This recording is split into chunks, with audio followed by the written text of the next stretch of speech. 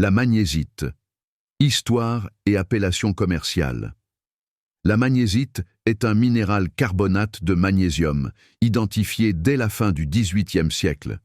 Son nom dérive de la région Magnésia en Thessalie, Grèce, et de sa teneur élevée en magnésium, ce qui en fait l'un des minéraux les plus caractéristiques liés à cet élément. La dénomination a été popularisée à partir de 1785 par le naturaliste de la Métairie dans la littérature minéralogique. Caractéristiques cristallographiques.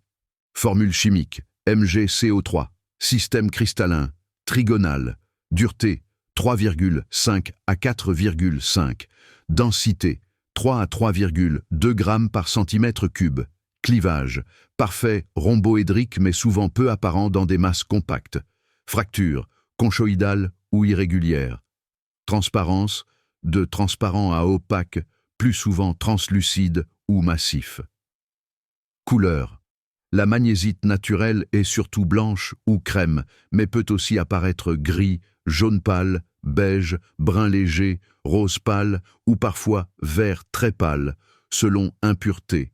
La structure microcristalline et poreuse lui permet aussi d'être teinte artificiellement pour imiter d'autres gemmes, par exemple turquoise, sur certains marchés. Gisement remarquable dans le monde. La magnézite se forme dans des contextes métamorphiques, hydrothermaux ou d'altération de roches riches en magnésium, péridotite, serpentinite. Parmi les gisements notables, on trouve Brésil, Italie, Autriche, États-Unis, Canada, Grèce, Russie, Chine, Australie. Marché de synthèse. Il n'existe pas de magnézite synthétique largement produite pour le marché gémologique. La magnézite disponible comme pierre est naturelle, généralement utilisée brute, roulée ou taillée en cabochon ou perle. Sur certains marchés, des pièces sont teintes ou traitées pour améliorer l'apparence, mais cela reste artificiel et non une synthèse cristalline authentique comme pour d'autres gemmes. Prix moyen sur le marché des gemmes et minéraux.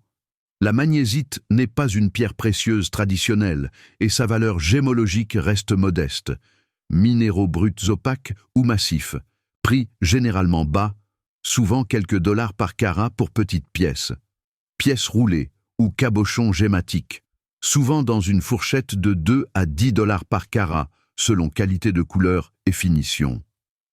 Spécimens minéraux attrayants de collection peuvent atteindre des valeurs légèrement supérieures par carat, mais restent modestes comparées aux gemmes classiques.